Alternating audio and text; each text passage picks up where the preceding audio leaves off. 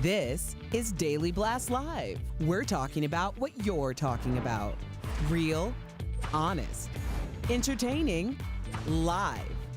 DBL starts right now. 3, 2. Welcome to DBL. It is Wednesday, June 10th. I'm Tori here with Erica, and Brandon joins us from home. Brandon, how you doing? You there? There he is. All is well. I'm actually in a hotel. I'm getting some work done in my kitchen, so I didn't want a lot of like banging and noise going on. So I did the responsible thing and went to a hotel. But you ladies look lovely. I can see you in the VFP on the screen. Wow. Yeah. Well, you look great, and way to be responsible. Yeah, what a grown-up Brandon. I'm very proud of you, buddy. Very good. Let's move on to the day's story. Thousands of family and friends of George Floyd came together in Houston to celebrate, remember, and honor his life, which was tragically taken while in police custody. A number of stars were on hand, including Jamie Foxx, Channing Tatum, J.J. Watt, and Neo. The families of other victims of police brutality got a standing ovation at the funeral.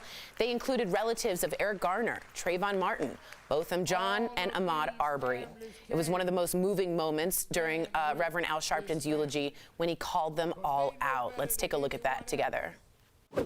All of these families came to stand with this family because they know better than anyone else the pain they will suffer from the loss that they have gone through.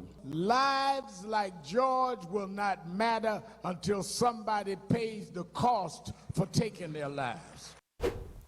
George Floyd traveled the last mile of his journey in a horse-drawn carriage and was laid to rest next to his mother, who he called out for in his final moments. That's a hard thing to see. Really quickly, Erica, how did you feel, or how are you feeling during the funeral? You also have family members in the funeral business, which is interesting to mesh that all together. How are you feeling? Well, you know, funerals are about the living. Yeah. It's about the way that we take on the responsibility in order to make sure that we keep names and legacies alive. Unfortunately, in this situation, the names and legacies, their lives were cut short due to brutality, due to hatred, and systematic racism. When you talk about George Floyd's life not mattering until someone is held accountable, that can be said the same for Trayvon Martin. It could be said the same for Sandra Bland, for Breonna Taylor, for Ahmaud Arbery. The fact that people are giving these families standing ovations, it's showing a sense of community, but it is a very tragic irony sense of community. Right. And we need to hold people accountable, because when we hold people accountable, just like when you discipline a child, then they stop what they're doing and they correct their actions. They realize what they're doing is wrong. These people have been told over the course of history that and emboldened and empowered to take the lives of innocent black people. So now we're here, we're at this funeral together, and we need to decide how we're going to honor all the legacies and all the names. Wow, beautifully said. I just want to show this clip too. It's a tweet of a picture that I want everyone to take a look at. This is at George Floyd's funeral. Okay, this is Ahmaud Arbery's mom consoling the sister of Botham Jean during the George Floyd funeral. So much pain. Wow. I have nothing to say after that. Botham Jean, excuse me. Brandon, we're going to get your take on new details coming out on Derek Chauvin, the former police officer charged with George Floyd's murder. Turns out he was in the process of negotiating a plea deal before he was ultimately charged. That's according to CBS News. We're also learning new details. This is crazy. And Eric and I were talking about this earlier. The relationship between Chauvin and Floyd. They worked at a nightclub together. So just listen to what their coworker told CBS News, and then we'll talk. They bumped heads. How? It has a lot to do with Derek being extremely aggressive within the club with some of the patrons. You think he knew who George was? Yes. Any doubt in your mind that he knew who George was? No. No doubt in my mind. He knew exactly who George was. This changes everything. Brandon, what does it mean if they knew each other, they bumped heads? Is there premeditation here? I think so, Tori. And I can't believe that I'm using this Judge Pirro, who said that premeditation can be formed in seconds, simultaneous with the act itself. And now we're finding out that they had a beef, prior. And so at first I was thinking, like, how can it be premeditated if he was responding to a call? But now when he saw him and you know that you know this man, then that's when I believe that the premeditation comes in. So I would like to see the charges be bumped up to first-degree murder, Tori. I mean, Erica, this is crazy, right, that they had a history together. Not only that, the video of Chauvin allegedly punching him earlier makes me think there's even more premeditation before he was on the ground. Yeah, not crazy. You don't think so? No, not crazy or shocking. I did a podcast 3 weeks ago where that was the opening. Floyd, I was reading text messages from people who I was corresponding with, and one of them was, I can't help but think that Floyd had something on that something. That first came to light on MSNBC when I think it was the VP of City Council, I don't want to misquote, but it was a community leader, and she mentioned during the first night of protests that they worked security for the same place, and that there could have possibly have been something there. And they brushed over it because, of course, anytime you're live, everybody gets all nervous that somebody said the wrong thing.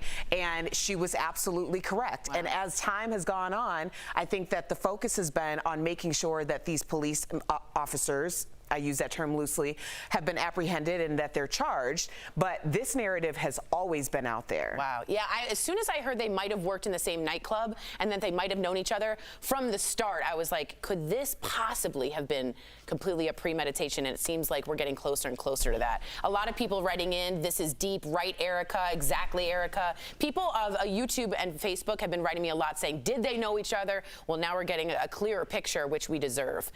Yesterday, Erica Cobb totally owned it. It was the primary election in Georgia, and turns out it was a disaster, like Erica said at the very end of our show yesterday, at a number of polling places.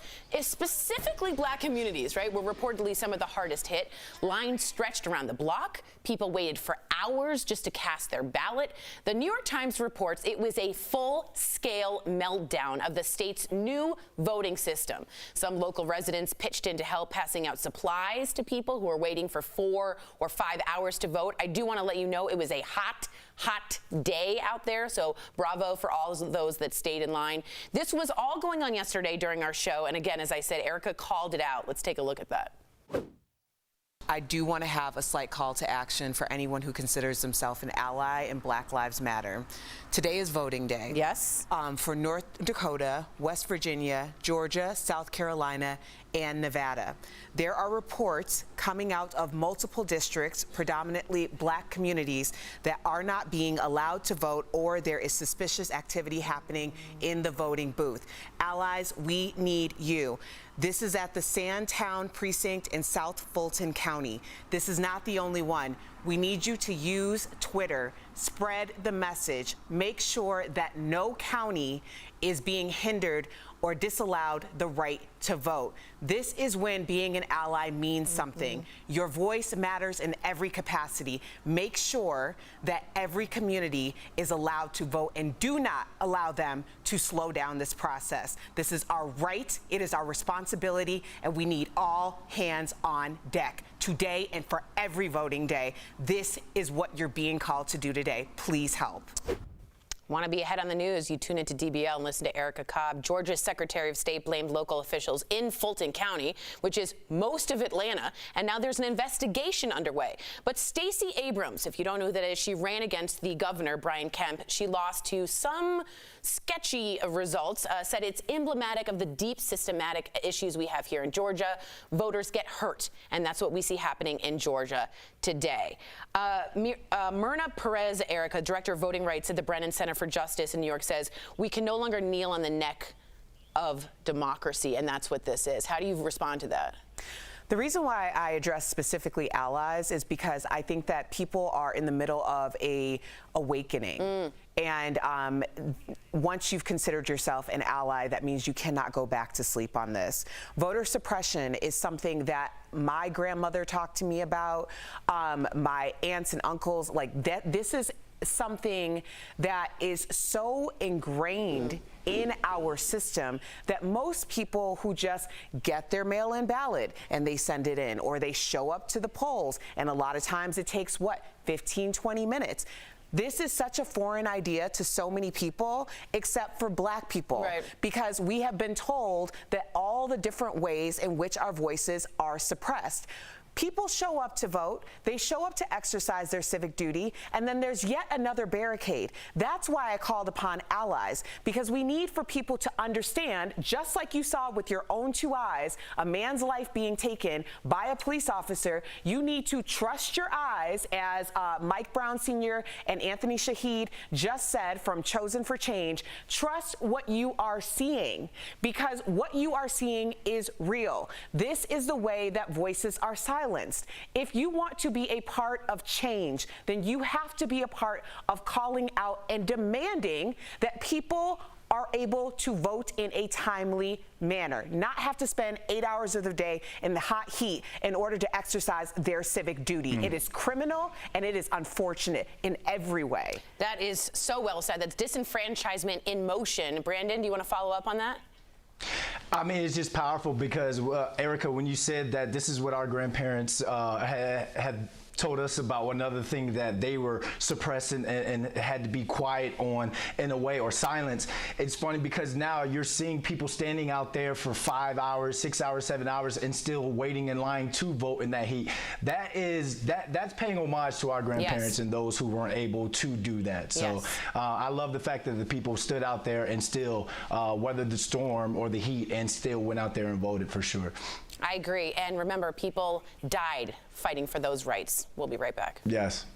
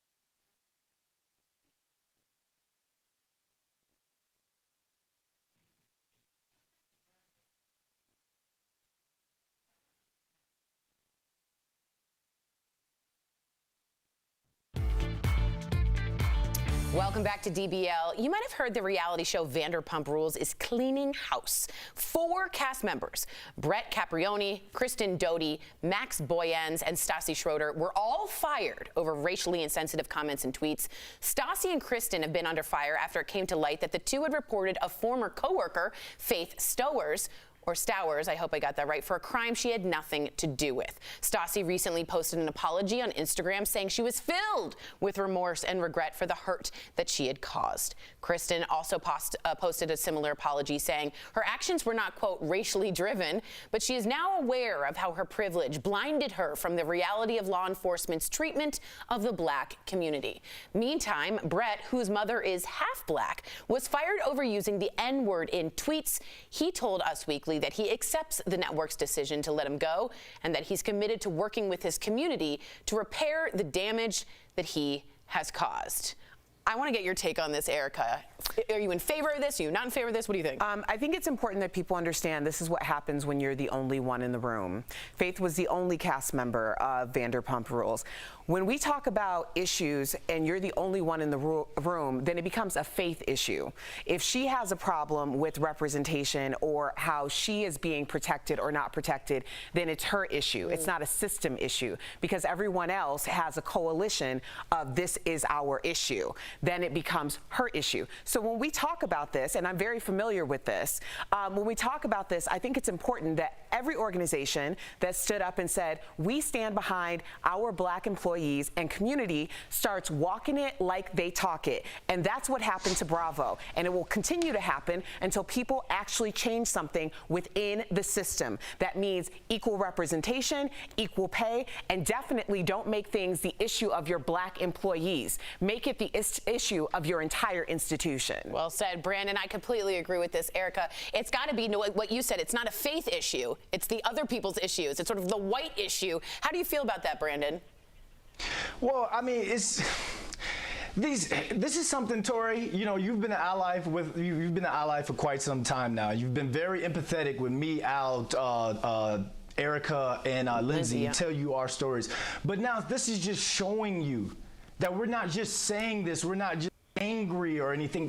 This is actually happening, and that's why you're seeing the Matthew McConaughey's, the Ben Afflecks, the people, the white allies in Hollywood marching and speaking for their black castmates or co-workers, because you're seeing this and you've seen it before, you know. So this is just, I'm glad that this stuff is coming out, but it's a lot. I mean, it's a lot.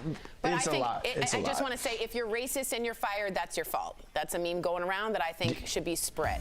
Coming up on DBL, Al catches up with the first ever gay male couple in the 90 Day Fiancé franchise. So what has quarantine taught them about life and love? It's super cute. Stay tuned.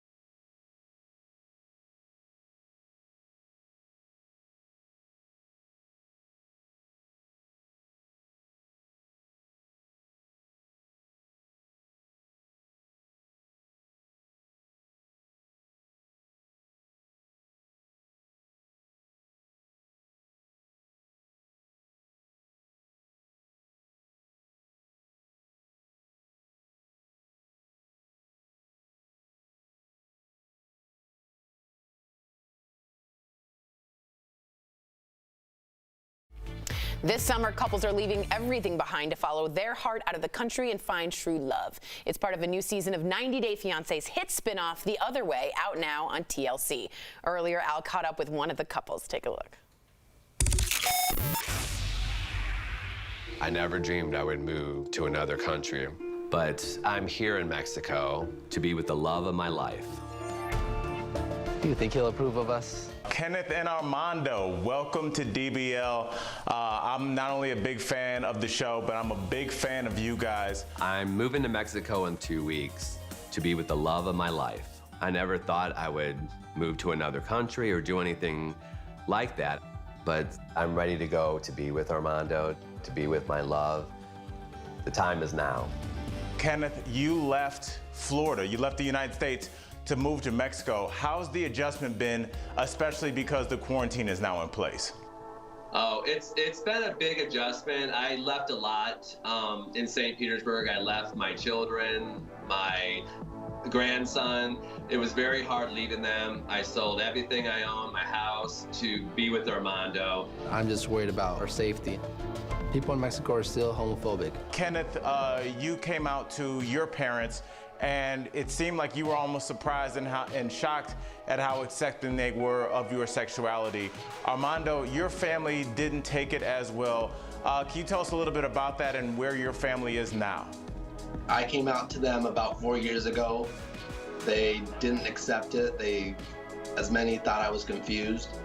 Because of it, they didn't want to hear about it. They didn't want to know anything about it. We never spoke about it until it was time, and all this time I had a relationship going with Kenny online.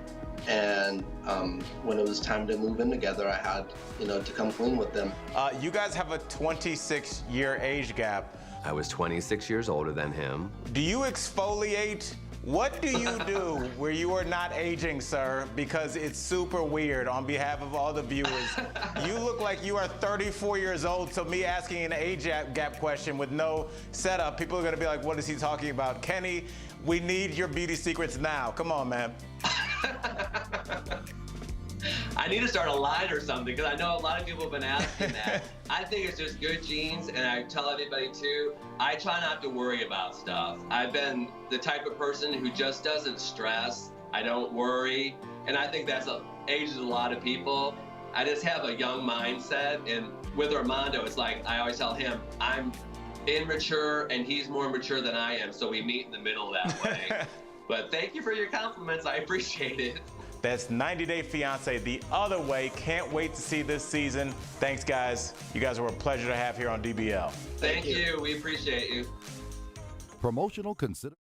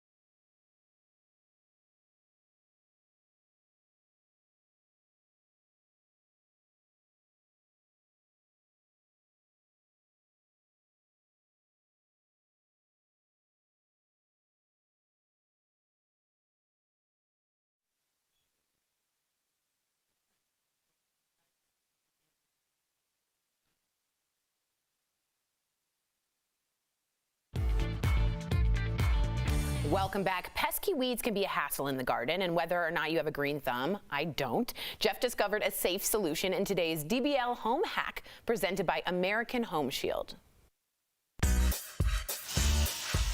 What's up, guys? So welcome to my kitchen. Today I'm going to show you an easy DIY project you could do with just some ingredients from your house to help get rid of those pesky weeds outside.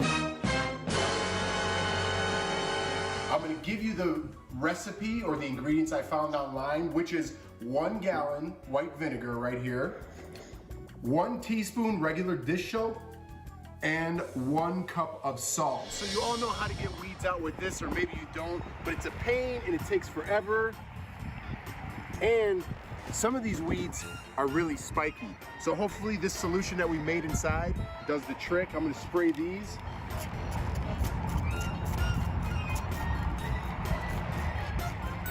And it's not very sunny out right now, but you want to do this at the sunniest part of the day. In a couple of hours, you'll see that this solution will kill these weeds.